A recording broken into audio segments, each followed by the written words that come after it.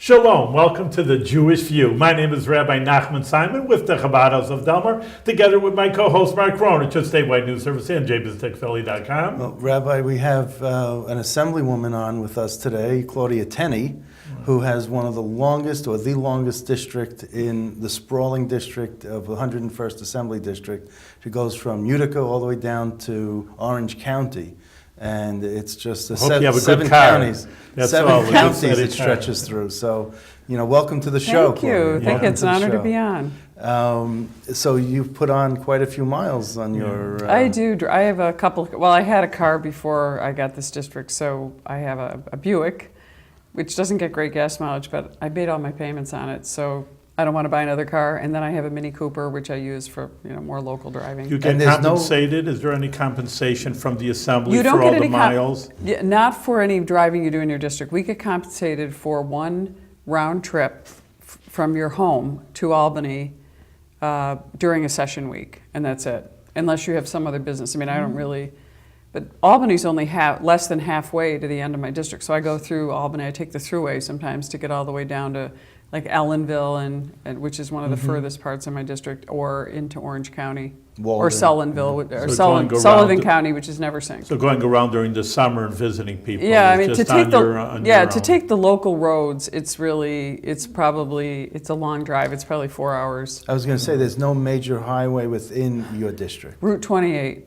That's the major highway in your district, the two-lane highway. It's a lot of local roads, which is why I push for CHIPS funding. And our roads are in really poor shape too, might add, because the local roads have been denied their funding for a long time. So. And you've been an Assemblywoman since when? I was first elected in 2010 in the old 115th, right? Okay. Which was redistricted in 2012. So you're there 5 years. This is my 5th year. And you're already on some powerful committees like the Education Committee. Well, I guess it's powerful.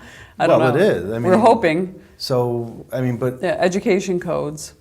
And you're also on the Ethics Committee? No, I'm not on ethics. Okay. No, I'd like to be. You should update your website. I've never been on Ethics Committee. There's $5-6 billion. I know what I did with the the $6 billion surplus. They were going to fix roads. Did they ever get to? There's some that went to roads. I really think that I would. What concerned me the most, and actually I was just talking about this with one of my colleagues who were very big advocates of the CHIPS funding, the Consolidated Highway Program, and CHIPS has been kind of flat, the funding, for many, many years, so we haven't really done a lot. What does CHIPS stand for Consolidated Highway Investment Fund, plan. To fix the roads, bottom line. To fix local roads. So it's money that we take from the state and we give it to the local government so that they can repair their local roads. A lot of them are, the state highways are covered, but we have a lot of local roads, county routes. And I think 87% of the roads in New York State are actually local roads. So our CHIPS funding has been flat for so long, and we were just talking about it, and that what upset us a lot about the budget, especially me, and I voted no on the budget for a number of reasons, but one of the reasons is that there were all these huge pots of money with very sort of vague descriptions about where the money was going to go that were put in the hands of the governor, and the governor basically has almost full discretion to decide where this money is going to go. And I find that objectionable as a taxpayer. Actually, our budget process requires that we match appropriations and we match revenues, and was not really done with these huge, pots of money that are substantial, almost $1 billion that he had to give out. So I would like to see some of that one-time windfall, as you call it. They call it a windfall. Some people said it was part of the budget. It's the settlement, from the J.P. Morgan Chase fund. So I would like to see a lot of it go, especially to our local governments who are really struggling in New York. So. And are they using the CHIPS money for every other road but in your district?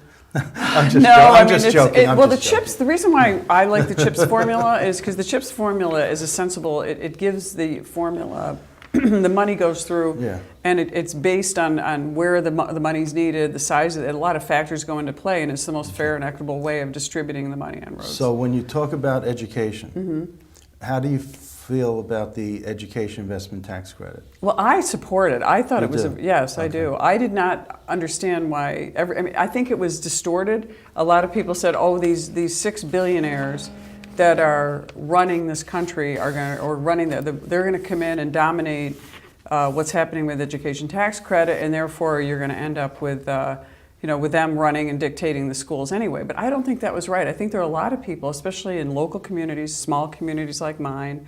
I live in New Hartford, New York, people are interested, like my mother, who's not a billionaire. She's not even a millionaire, barely.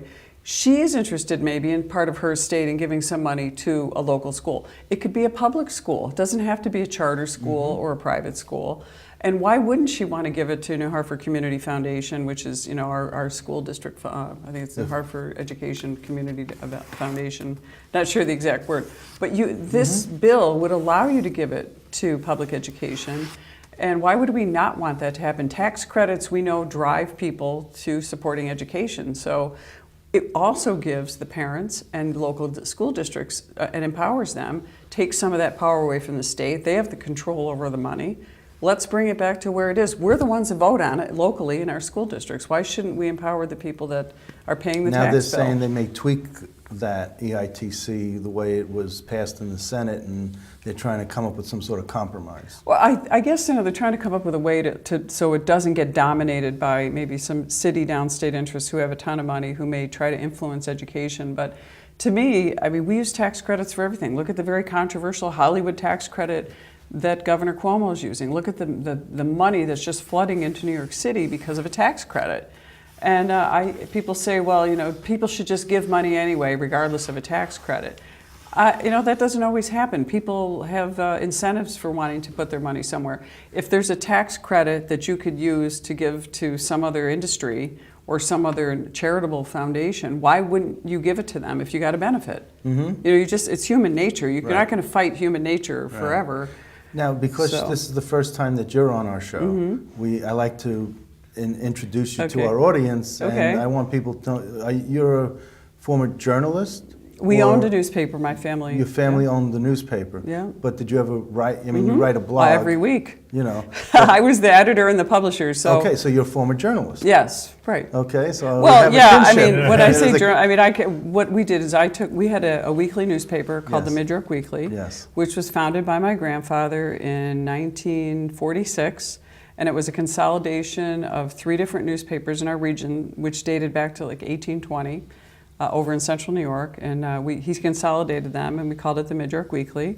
And my grandfather was a publisher, then my grandmother, and then my mother, and then me. And so when I took over the paper, it was in 1997, we had a newspaper division, but we also had penny savers and shopper divisions. Which are free publications. Free publications. Well, actually, we turned the Mid-York Weekly into a free publication, but we still were able to get the... Because advertising, you make it up with advertising. Right. Yeah, okay. Yeah, well, so we started to put more news, so we renamed the Penny Saver division, called it the Mid-York Weekly and Penny Saver. So the front part, which was news stories, we also published... we also had the classifieds and the regular advertising and inserts in like regular newspaper or weekly. But when I wrote, of course, I wrote on a lot of controversial political topics, and I felt that I was doing the best that I could to point out to the public, what our local dailies were not doing. Yeah. And they tend to protect the status quo, even though they claim they don't. I was an equal opportunity critic. I went after Republicans and Democrats alike, whoever was not doing their job or not living up to their oath. And I thought people thought it was controversial, but I've always felt that was my obligation. We had very, very busy letter writing. We had a lot of letters to the editor. We put whatever anybody wanted to put in, as long as it wasn't, libel. Defamatory or something. So we carried insurance for that as well. We had some. We never had any issues, but I was always very careful with that. Right. And you're an attorney, so right. Well, that's what I did first. When you say when you say you're careful about that, you're an attorney, so you always have that legal mind aspect. I'm always everybody's thinking about making sure you don't get sued. You want to plan for the future. But that's what I did first. I intended to be a lawyer. My father was a Supreme Court judge. And I practiced law, became a partner in my law firm after 4 years in Utica area. I did a variety of, all different kinds of work, from commercial, residential real estate. I even did personal injury. I did quite a bit of divorce work in family court. And it was just sort of by chance that I ended up in our newspaper business. I was the lawyer for the business, but then some things changed, and there I am, the publisher. And that's what sort of So now backdoored me into politics, I have to say. And you have children. I have one son, yes. One son. And is your son going toward, I mean, he's in the military or whatever? He's a Marine. So he's a Marine. But where's the next generation to carry on the Well, family tradition? we sold the newspaper division in 2004. For how much? Yeah. This is a political show, not a Asking. business show. Well, Look at over him here. for how a question much? you would ask. Might not, but it's You would ask me. If you were a government or a public organization, I could look you up. But Look, it doesn't hurt to ask. That's the way I look Yeah, at it. that's fine. That's okay. bold But you're of not you. telling Is your son, but you're not definitely want to telling say, me. is your son ready to go back into local, into the No, business after? I don't think so. Or he's a career soldier. I don't know. Well, we sold our business in 2004. We had two divisions. We had the pharmaceutical packaging and printing division.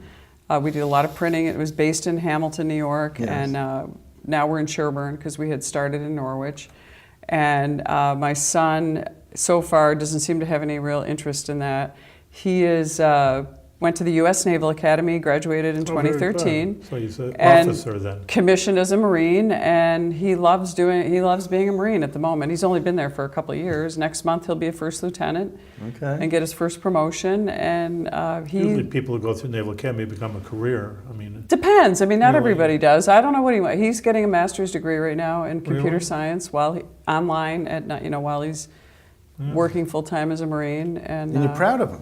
Yeah, he's The Marines, and we're proud. he's a great guy. That's Yeah. right, Well, the Marines are like no other. That's right. I've learned that for sure. Well, your Yeah. former state chairman, Bill Powers, was a Marine. I heard that. you Yeah, know. I met him. And he certainly went ahead and reined in the Republican Party around the state like a Marine would. you know, Yeah, so. well, they're strong-willed people. That's My right. son is strong, but he assures me that the most intelligent people and the most thoughtful in all of the services are the Marines. Really? So that's what he says. people sometimes say not. They're the guys that go on the front line. That's what they say, doesn't- but he you know. told me. He said All right, that's How what old he is your says. son? He's 23. 23. Very good. Yeah. Okay. And your husband? I'm divorced, but for a long time. I've been single for a number of years. But he was also a naval officer, so he was in a submarine.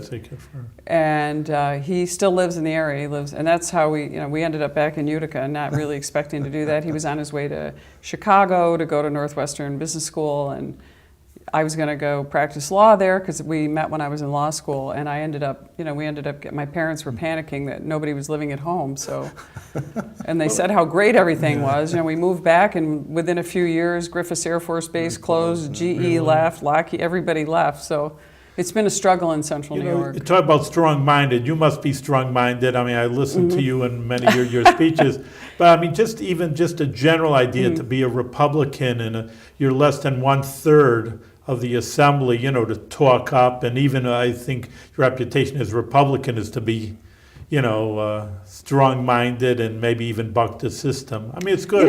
I've never really thought of myself as a Republican. I don't I think of myself as a common sense person. I would say I'm probably more conservative in that way. And conservative I define as if we're going to do a task. For example, I took an oath of office. It's a big deal when you go take an oath of office.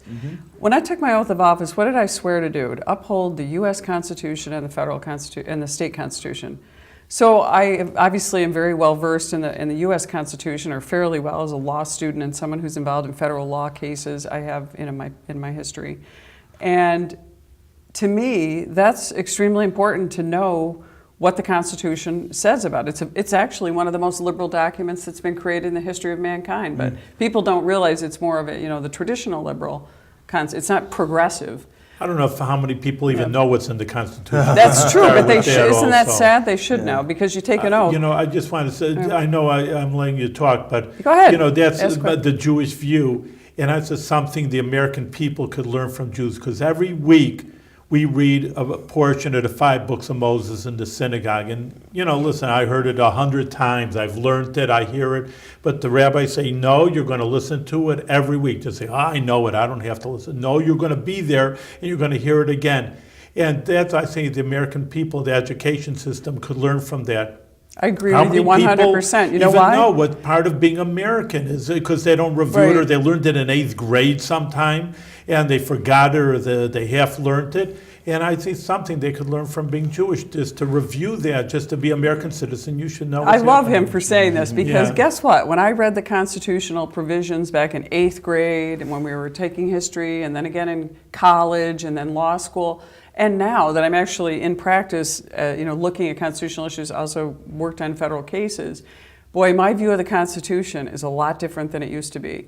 And I see more to it. I see more things. My life has affected it. And that's why it's so important for us to continue to look at it and talk about it and refresh our memories, just like it would be to look at Scripture, whether you're Jewish or Catholic or whatever you are. Mm-hmm. It's important to continue to remember there's some wisdom that was handed down to us from generations. Mm-hmm. And I think we forget about that. And even the state constitution. I have a copy of the state constitution in my desk. And I have all kinds of things, identified in it. Because Andy Goodell and I know you should have him on your show someday. He's delightful. We enjoy going through that, but you have to take these things seriously. It's not like today I voted no on a particular bill. It was a very well-intentioned bill, but it was poorly drafted. And the way it was drafted, in fact, was unconstitutional. And we pointed that out. Go back and redraft it. Instead of redrafting the bill and putting it in properly, to affect what they wanted to do, which is to help children who are, exposed to, chemicals in their clothing or whatever.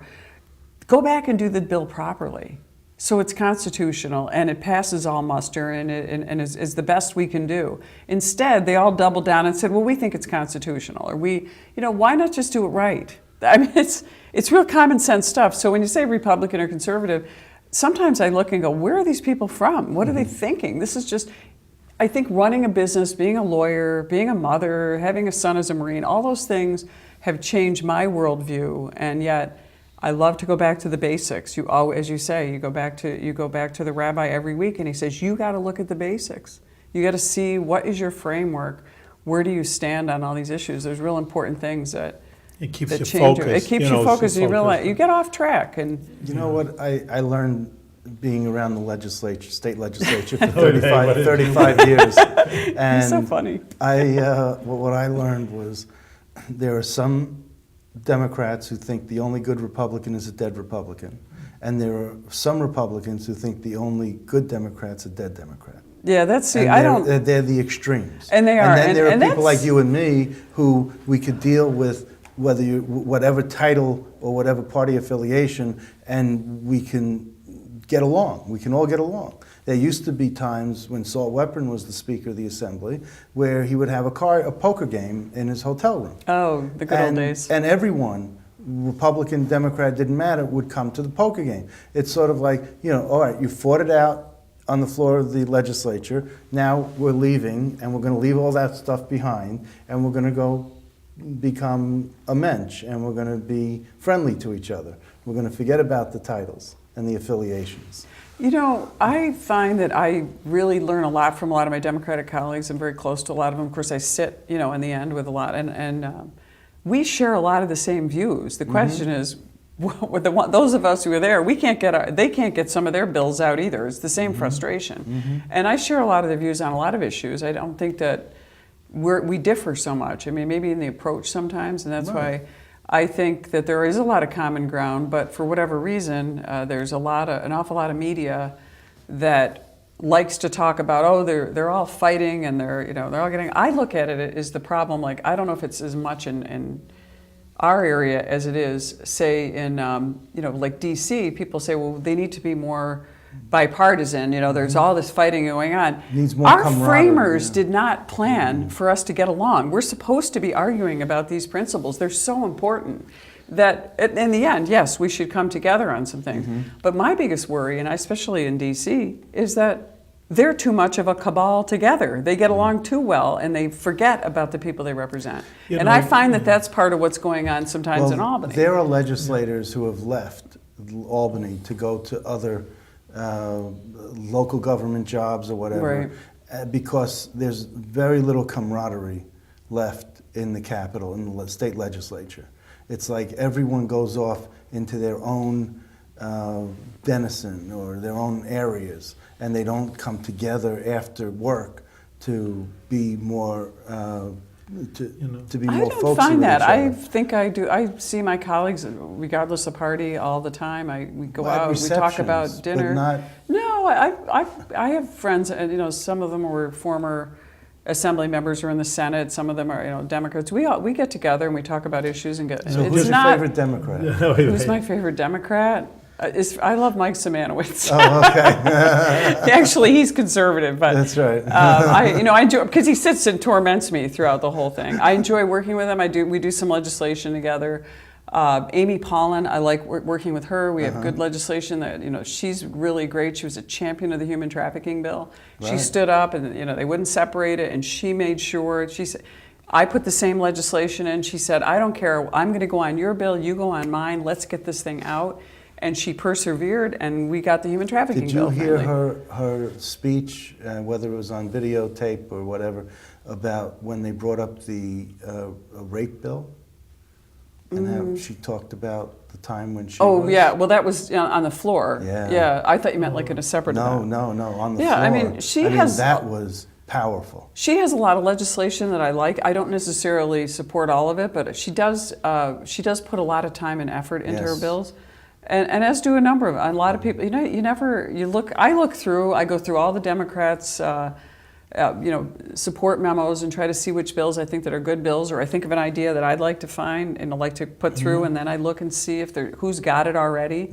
I find that there's a lot of great ideas out there. Some of the frustrating things are, I had a bill sitting on the Veterans Committee for 4 years, and this year I put it in again, and all of a sudden one of the new Democrats put it in, identical bill, and it was voted out. It was held in committee for 4 years, but there's no pride in ownership. If I can get that bill to the floor and it helps the veterans who I'm representing, then that's what you got to That's do. right. I don't like that system. I don't think it's right. I think what happened today in the Codes Committee, where we had probably over 100 people come in who are pro Second Amendment, stand around the Codes Committee, and they held our bills and would let them come to the floor And for what an upper would- demo. They were there were 2 Repeal Safe Act bills. There were a okay. number of bills. There were Oh, I 30 see. or so bills. Okay. And they wouldn't let them to the floor for an up or down vote. Why not? Okay.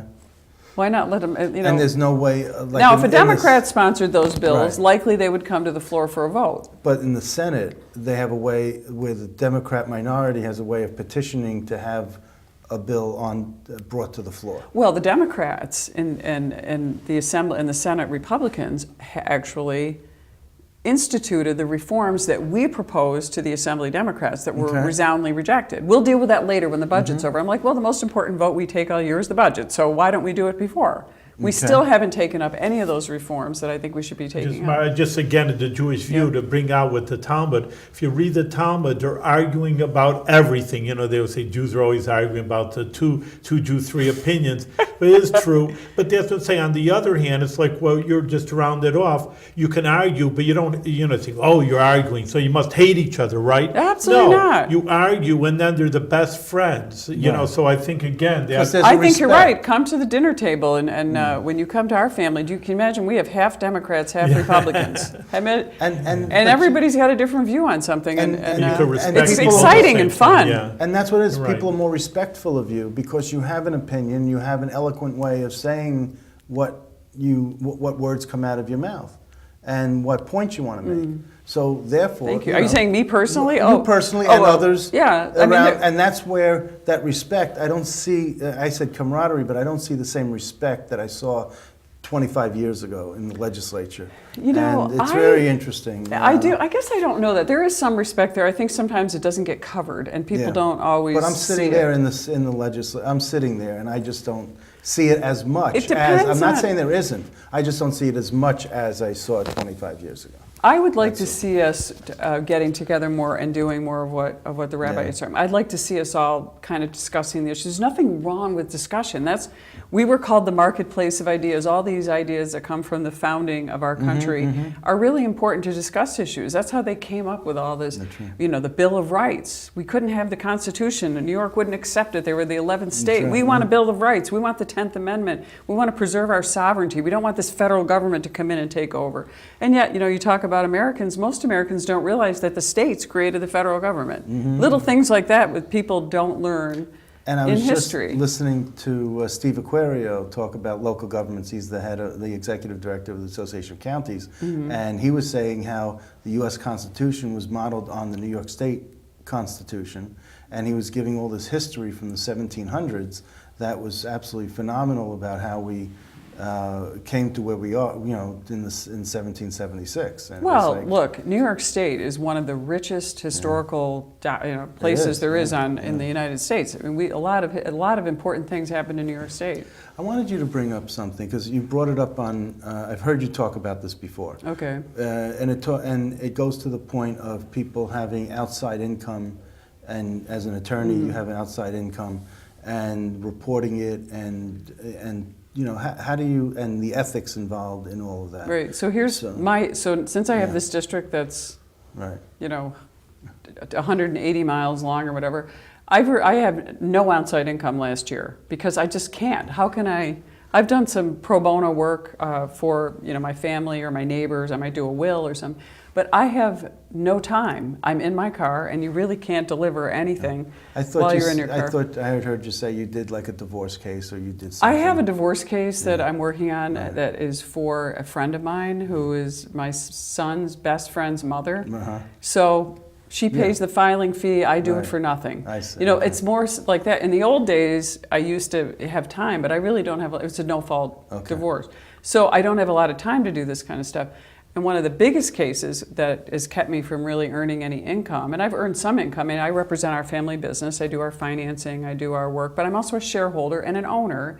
And I have been since I turned 25, so it's been part of my life. What's the family business? The Mid-York Press. But you said you sold that. We sold the print. We sold the newspaper division. We still own the pharmaceutical packaging division.